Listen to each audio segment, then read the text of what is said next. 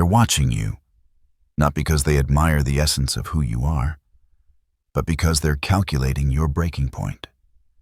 The world has sold you a big lie. That vulnerability is strength. That kindness will be reciprocated. That openness invites connection. This is the exploitation trap. Manipulators don't hunt for strength.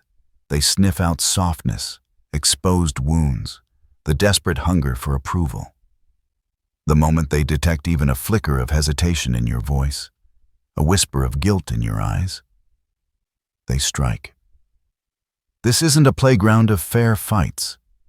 It's a ruthless arena of psychological warfare, masked by disarming smiles, hollow compliments, and a chilling facade of concern. You were indoctrinated to be kind, honest, and transparent.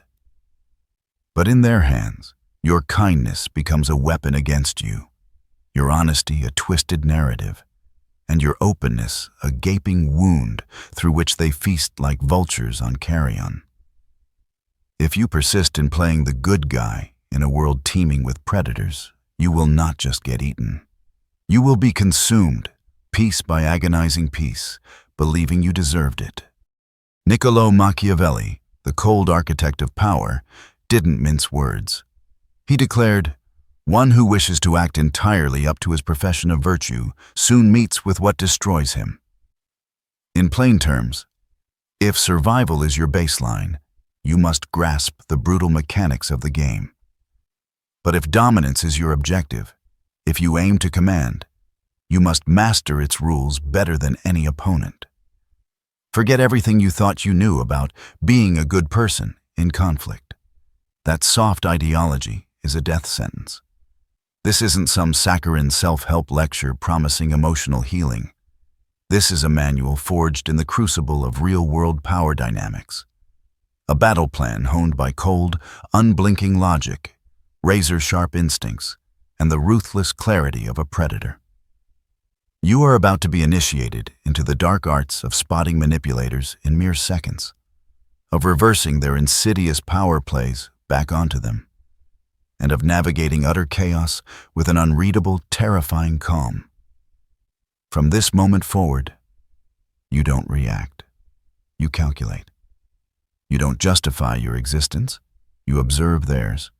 You don't prove anything to anyone, because power, true power, never begs. It simply is. Consider the mirror defense. Here's the chilling truth about manipulators. They despise their own reflection more than anything. They crave to see you exposed, but they recoil from being seen themselves. Their entire strategy hinges on maintaining the illusion that they are smarter, more composed, perpetually in control. The instant you reflect their behavior, their veiled insults, their emotional bait, their subtle power grabs right back at them. That fragile game shatters. The mirror defense is brutally simple, a counterintuitive yet devastating tactic. You cease reacting emotionally, which is precisely what they crave, and instead, you begin reflecting their behavior strategically. If they speak in riddles, respond with an impenetrable silence. If they aggressively push for answers, turn the tables. Ask them the exact same question they just posed to you. If they feign kindness, a sickly sweet attempt to bait you, match it, coldly, calmly, but never, ever deepen the emotional exchange. You are not furnishing them with new ammunition or emotional data to exploit. You are forcing them to confront their own manipulative mask. Why is this so potent, so profoundly unsettling for them? Because manipulation fundamentally relies on asymmetry. They need to be the active force, and they need you to be the predictable responder. When you choose to mirror instead of engage, the manipulator's certainty crumbles. They lose their perceived advantage. They are no longer leading the dance. They are watching their own insidious moves thrown back at them, like a boomerang of their own malice. In the brutal theater of real life, This manifests as an unwavering, calm stare when someone tries to provoke you. It's a polite, yet utterly unyielding, "That's interesting." Why, do you ask? When they dig for your weaknesses, or simply mirroring their exact tone and words, but with a controlled, surgical detachment. You are not fighting them. You are merely showing them their own grotesque reflection. And most people, especially manipulators, cannot stand to look at themselves for long. Remember, the harder they try to bend you, the more perfectly you become their mirror, a terrifying testament to their own tactics. If you're done being predictable, done being a pawn, comment below. See through the game. The emotion vacuum is the kill shot, the ultimate deactivation sequence for any manipulator. Their greatest weapon is not their words, nor their false promises. It is your reaction. They probe you with subtle digs, passive-aggressive smiles, or hollow praise laced with hidden insults. And the instant you flinch, defend yourself, or, worst of all, over-explain, they win. Why? Because you've just stepped willingly into the emotional cage they meticulously constructed for you. You are now playing by their twisted rules, operating on their emotional battlefield. But here's the strategic demolition. Remove emotion from the equation entirely. Become a vacuum. Cold, silent, unreadable. When your emotional response is denied, when you stop bleeding data, they lose control. The manipulator is left paralyzed, disoriented, unsure of their next move when the entire board goes utterly still. Your silence becomes an unbearable mirror they cannot stand to face. Your neutrality transforms into an impenetrable fog they cannot navigate. When someone attempts to provoke you, give them absolutely nothing. Not anger, not a forced smile, not even a flicker of confusion. Just unwavering eye contact and profound stillness. If they attempt a joke at your expense, don't laugh. Don't correct them. Let the silence expand, heavy and suffocating. Allow them to writhe in the discomfort of their own manipulative game, collapsing into abject failure. This is not about becoming numb, a shell of your former self. It is about seizing absolute command. Public emotion is not your friend. It is your enemy, a strategic vulnerability. In the private chambers of your own mind, you may feel everything. But in the presence of a manipulator, you feel nothing. Because emotion is raw data, and you never, under any circumstances, hand tactical data to the enemy. This isn't merely emotional control, it's a strategic blockade. Think of it like a geopolitical power refusing to show its hand, its internal turmoil, to a rival. The cost of revealing weakness, of displaying internal division, is too high. Your emotional landscape becomes a fortified, unbreachable territory.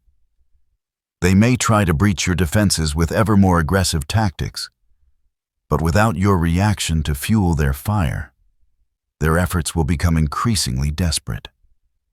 Their true motives starkly exposed.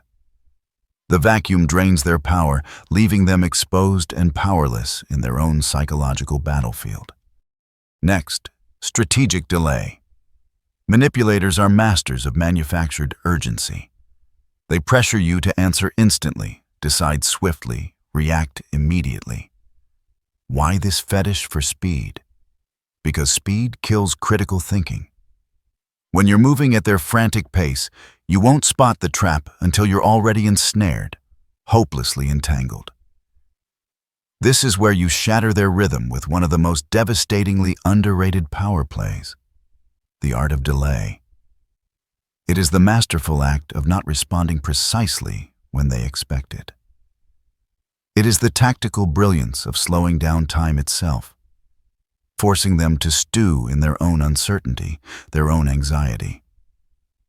Silence is not passive in this game, it is surgically precise. Strategic delay grants you invaluable space to dissect their true intent, to observe their insidious patterns, and to watch their desperation unfurl like a grotesque banner. And that desperation, like a truth serum, will always expose their hand. Let's make this chillingly real.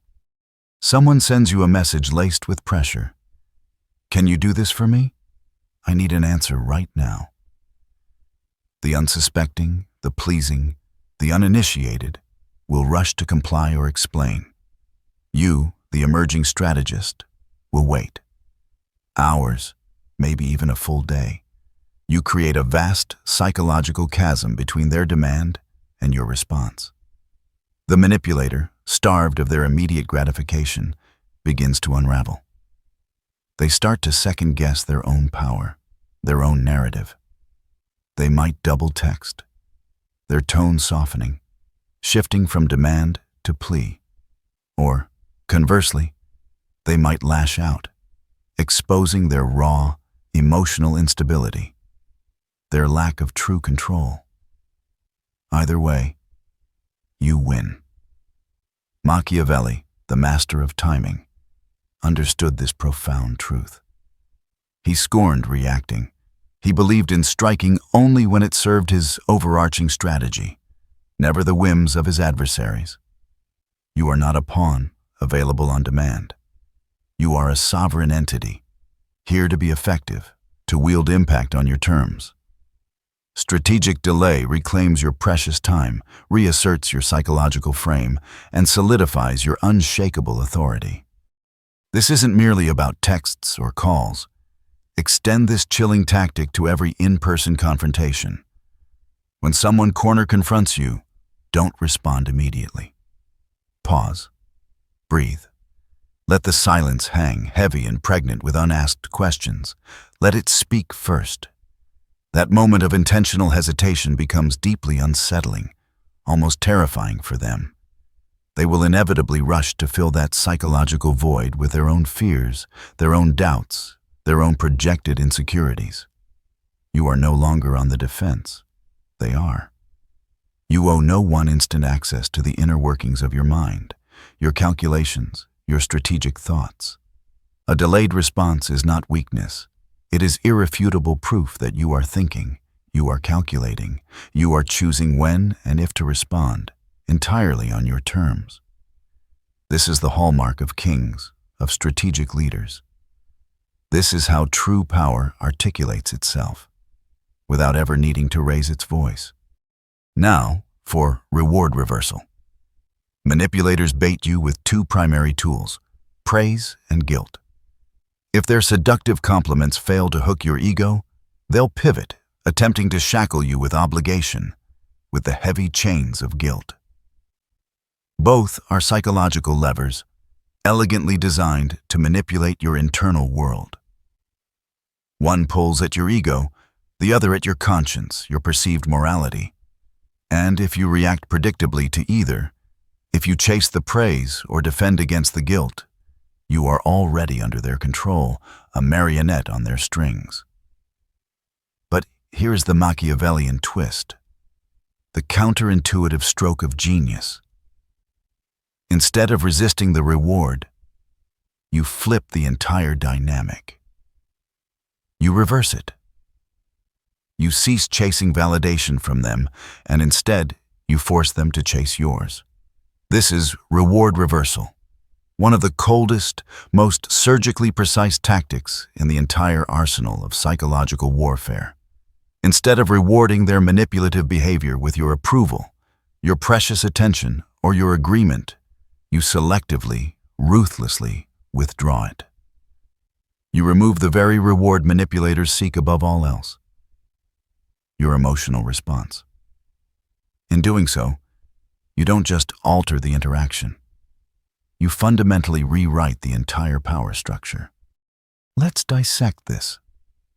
When someone flatters you excessively, "You're so good at this, no one does it like you," they are not admiring you. They are trying to hook you with ego-stroking bait. The average person takes it, smiles, offers a "thank you," and feels an internal compulsion to return the favor. But when you respond with chilling indifference, a simple nod, or, even better, an abrupt subject change, you signal one unmistakable, devastating truth. I don't need your praise. I already know my value. Your validation is irrelevant. Now, guilt. This is far trickier because it wears the sanctimonious mask of morality. After everything I've done for you, or you really can't help just this once? Here, the manipulator is tapping into your deeply ingrained desire to be perceived as good, noble, loyal. But again, reward reversal swings into action. You shift the focus, not by arguing, but by maintaining an unshakable, emotionally flat demeanor. You simply state, "Not this time," and then, without apology or explanation, you move on. You don't explain, you don't defend, because defending against guilt only makes you appear guilty, confirming their psychological leverage. Here's the chilling core truth. People are addicted to validation, especially manipulators. They thrive on being seen, being heard, being obeyed. When you, by strategic design, become the rare, coveted source of validation, and then deliberately restrict it, they spiral. You control precisely when it's given, how it's given, and most crucially, if it's given at all. Consider a stark real-life example. During a critical meeting, a manipulative coworker brazenly takes credit for your meticulously executed work, expecting you to either explode in righteous anger or shrink into resentful silence. You do neither. Instead, you calmly, publicly compliment someone else on the team for their contribution, completely ignoring the manipulator, denying them even the air of your attention. You have just executed reward reversal. You've denied them the reaction, starved them of the spotlight they craved, and audaciously redirected power to a place of your choosing. That is dominance, achieved without a single confrontational word. Reward reversal makes you the undeniable frame setter. You are not reacting to their predetermined script. You are writing your own, a narrative they can only frantically attempt to decipher. You don't fight for attention. You become the gravitational source from which others quietly, desperately seek approval. You create the game. They are merely compelled to play within its confines.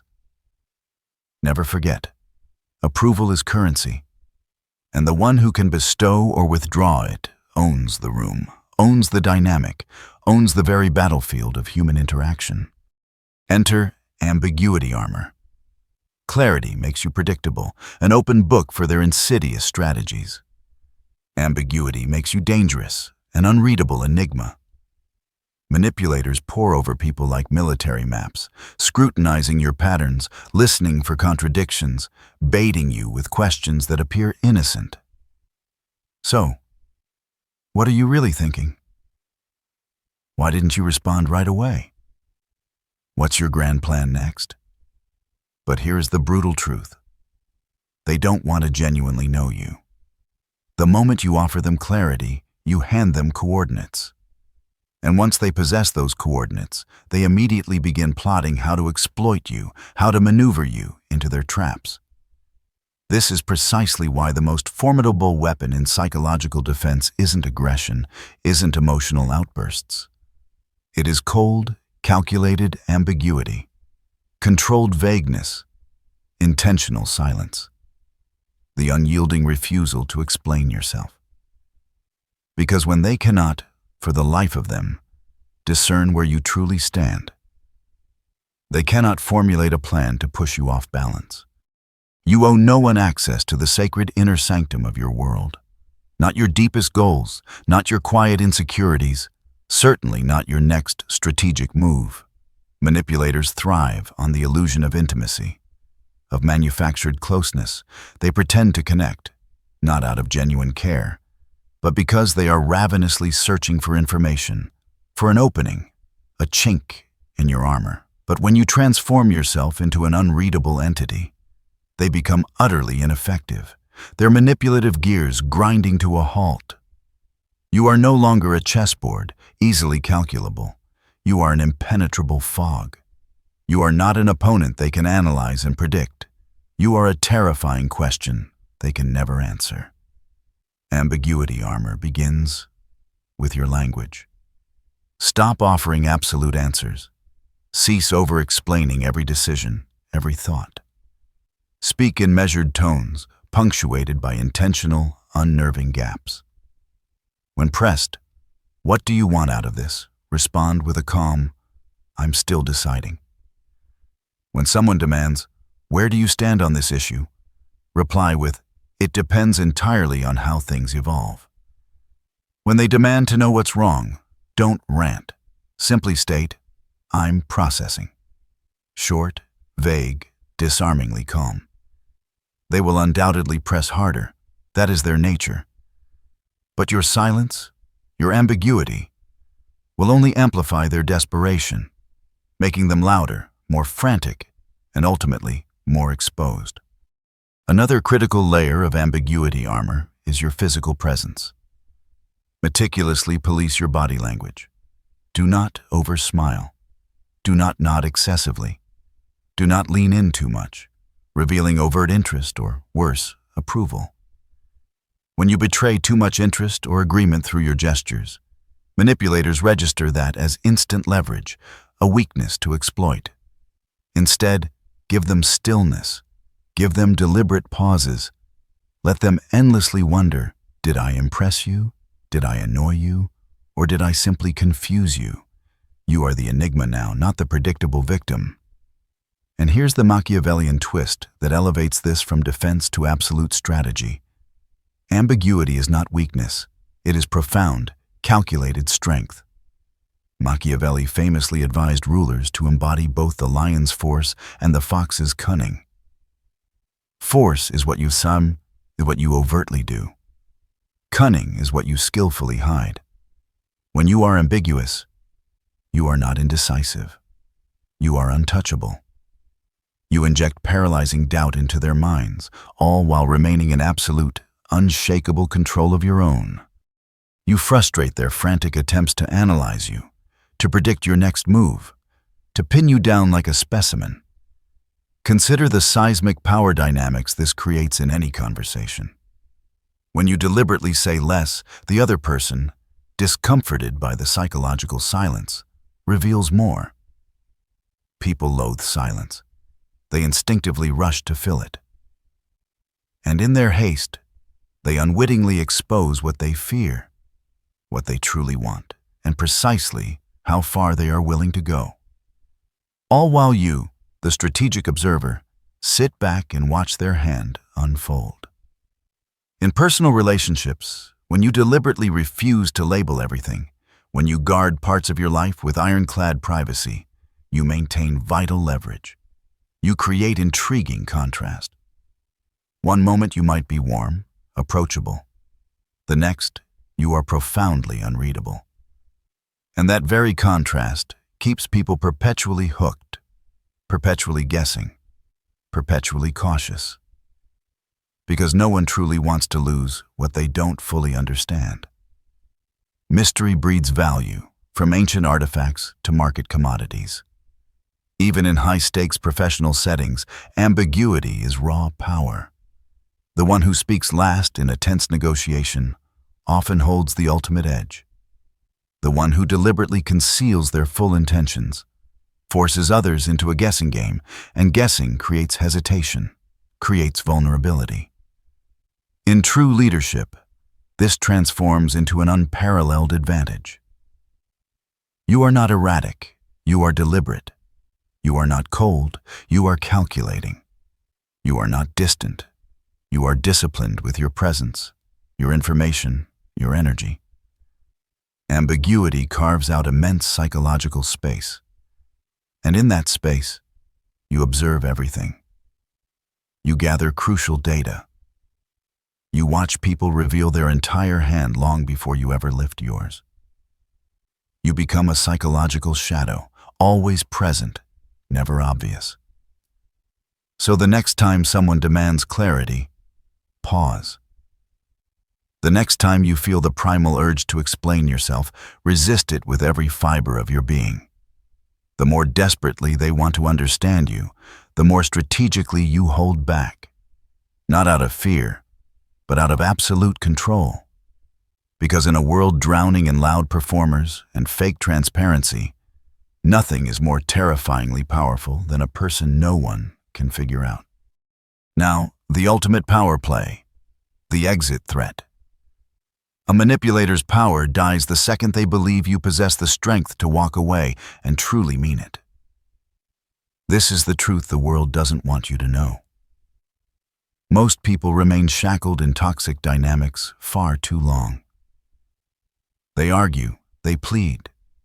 They desperately try to rationalize and make sense of someone's abysmal behavior, clinging to the false hope of fixing the relationship, the deal, the impossible situation.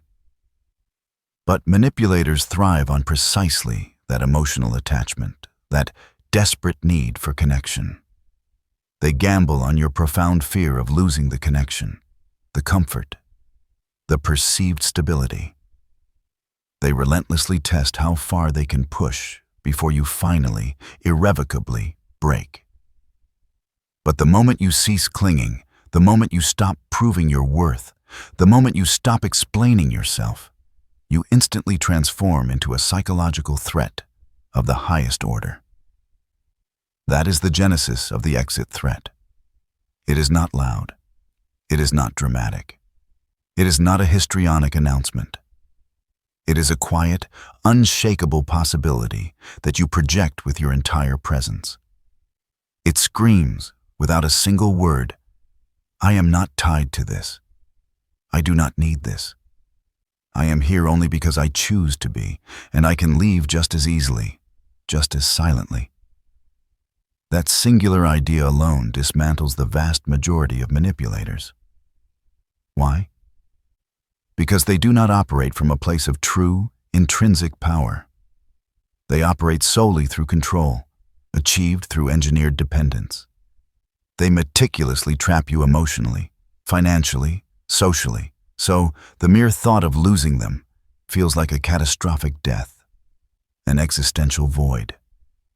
But the second you become genuinely detached, they descend into panic. Detachment, true and unyielding, is utterly terrifying to those who manipulate. Why? Because it renders you utterly unreadable, unpredictable. You are no longer dancing to their tune, no longer reacting to their manufactured pressure. You are not chasing their hollow validation. You are not clinging desperately to the relationship or the outcome. You are simply there, calm, centered, and unequivocally willing to disappear at any moment, without warning, without apology. That, my friend, is unbreakable leverage, the ultimate strategic advantage in any interaction. Let's bring this down to the brutal real world. In a toxic relationship, the manipulator masterfully guilt-trips you every single time you attempt to assert your boundaries. You dare to say no, and they retort, "So you don't actually care about me."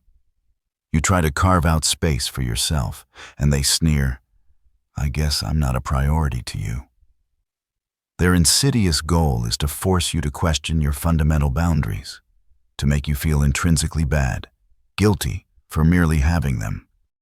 But then, one day, a shift occurs.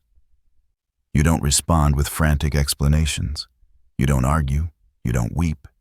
You simply state, "All right." And then you vanish for a few days. No calls, no texts, just your profound, strategic absence. That silence doesn't just sting, it burns. Not because you are trying to punish them, but because for the first time, they feel utterly powerless.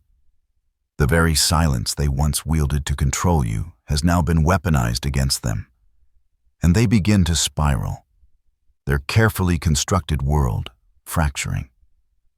Or consider a high-stakes workplace scenario. A manipulative colleague constantly undermines you. brazenly takes credit for your intellectual labor, or pressures you into shouldering their responsibilities. The common emotionally driven response is to complain, to try and reason with the unreasonable. But the cold strategist operates differently. You meticulously document everything. You quietly, consistently deliver outstanding results. You strategically build connections and alliances on the side, outside their purview. And then one day, you quietly request a transfer. Or, even better, you resign with dignity, walking directly into a superior opportunity. You don't beg. You don't warn. You simply vanish with your undeniable value. That is the terrifying essence of the exit threat. It is psychological oxygen control. You become the one who can, at any given moment, effortlessly pull the plug, and they know it. But here's the unyielding key. The foundational truth that makes this tactic resonate with such devastating power. It only works if it is real. You must genuinely believe, deep within your core, that you do not need anyone's approval, that your life is not defined by the fleeting opinions or toxic behaviors of others. The threat of leaving carries weight only if you are truly, authentically willing to walk away, to sever the tether. So, how do you project this chilling conviction without uttering a single word? First, through precise time control. Do not always be available, always at their beck and call. Do not always respond instantly, like a Pavlovian dog. Do not always feel compelled to explain your whereabouts. Let your strategic absence be an integral, powerful component of your presence. Let them wonder. Second, through ruthless emotional discipline. When someone disrespects you, do not react. Do not defend. Do not even allow yourself to look wounded. Look calm. Look utterly finished with them. Show them, with every fiber of your being, that their pathetic behavior has no emotional pull on you whatsoever anymore. Third, through ironclad financial and mental independence. If someone holds sway over your paycheck, your living situation, or your access to resources, they will perpetually believe they own your behavior, your choices. Build your options in silence. Construct your escape routes in absolute privacy. And then, when the moment is strategically ripe, disappear with unwavering dignity. Machiavelli, with his characteristic pragmatism, observed, "It is much safer to be feared than loved when one of the two must be lacking." What most people tragically miss in that Machiavellian maxim is this: you don't need to scream to be feared. Sometimes the most terrifying, most formidable person in the room is the one who simply smiles, gathers their immense value, and quietly walks away with everything they meticulously built and everything you once so foolishly took for granted. This tactic is not about immature ghosting. It's not about being cold for no reason, for mere spite. It is about ensuring that every single connection, every single relationship in your life is chosen, forged by conscious intent, not by the heavy chains of obligation or fear. The exit threat creates vital, undeniable space for the truth to emerge. It brutally reveals who genuinely respects your inviolable boundaries and who only feigned loyalty because they mistakenly believed you would never, ever leave. Some people in their profound scarcity only love you for as long as they believe you are unequivocally theirs, an extension of their will. Remove that dangerous assumption and watch their true, manipulative self emerge from the shadows, stark and horrifying. This final devastating tactic won't just protect you from the insidious clutches of manipulators. It will fundamentally reshape every single relationship you cultivate, every interaction you engage in.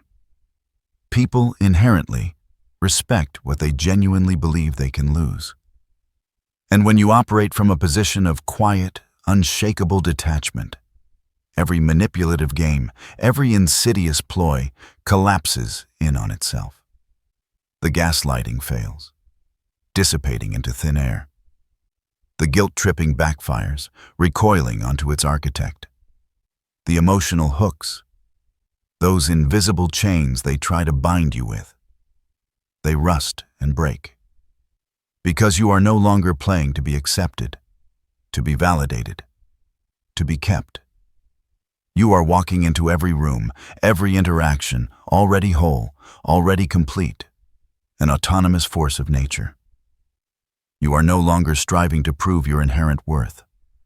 You are proving, with unwavering conviction, that you will protect your peace, your mental sovereignty, your strategic advantage, no matter what the cost.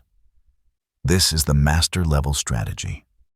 Now, the apex, the ultimate deception, when to play dumb. Sometimes the most dangerous, most profoundly potent person in the room is not the loudest, not the most aggressive, but the one who subtly pretends not to see, not to understand. Manipulators, in their predictable arrogance, expect resistance. They thrive on your predictable reactions, your emotional turmoil. So, when you offer them absolutely nothing, no defense, no justification, no discernible emotion, you dismantle their entire strategy silently, elegantly, surgically. This is the profound art of playing dumb. You, the nascent strategist, see the entire game. You recognize the insidious trap laid before you. But you act, with flawless conviction, as though you don't. That alone shatters their rhythm, throws them into disarray. They hurl a passive-aggressive jab, a veiled insult. You offer a faint, enigmatic smile, and calmly move on. They test you with a question meticulously designed to corner you. You shrug it off with an air of profound disinterest. Meanwhile, your mind is a steel trap, observing everything, meticulously calculating, documenting, patiently waiting. The true power in this tactic is not speed. It is the breathtaking patience of a predator. You don't strike when they expect it, when they are ready. You wait until it matters most, until the stakes are impossibly high.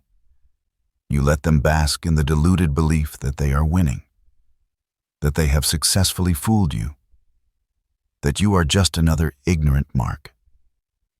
And then, when they are most comfortable, most complacent, most exposed, you unleash the full force of your intelligence. You expose everything, calmly, without effort, without a trace of emotion. Because the real lasting win isn't proving them wrong in the fleeting moment of confrontation. It's proving, unequivocally, that they never had control over you in the first place.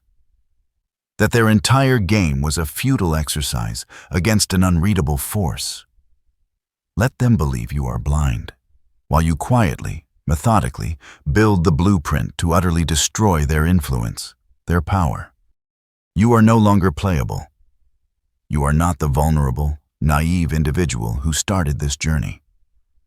You have crossed a Rubicon, entered a mindset few ever truly reach. The mindset of the unreadable. You no longer explain your silence. It speaks volumes on its own. You don't justify your strategic distance. It is a calculated choice. You do not flinch when someone desperately tries to provoke you, to draw you into their emotional drama. Because now, you understand the chilling truth they never wanted you to learn. Power does not chase. Power chooses. You have surgically excised the role of emotional supplier to those who fed, vampire-like, on your reactions, your vulnerabilities. You have killed the toxic instinct to fix, to please, to over-explain. And in its place, you have forged stillness, surgical precision, cold, unblinking clarity. You now speak with deliberate intent, or not at all. You walk into rooms not seeking acceptance, but demanding it by your very presence. You make people adjust to your formidable presence instead of adapting to their flimsy theatrics. And when a manipulator attempts their usual pathetic tricks, you don't resist them. You dissolve them with an indifference so profound it leaves them hollow. That, my friend, is real power. That is psychological dominance, a supremacy that cannot be bought or sold, only earned through ruthless self-mastery. You don't need their approval anymore. You have replaced it with an unshakable authority. You are no longer baited, no longer drained, no longer exposed. You are a ghost to those who once thought they could read you, manipulate you, break you. And to a manipulator, that is the most terrifying thing of all. Someone they cannot control. If you have become untouchable, comment below. I am unreadable. I am untouchable. This is Side Signal. Like, subscribe, turn on notifications. Your war begins now, and this time, you're the one pulling the strings.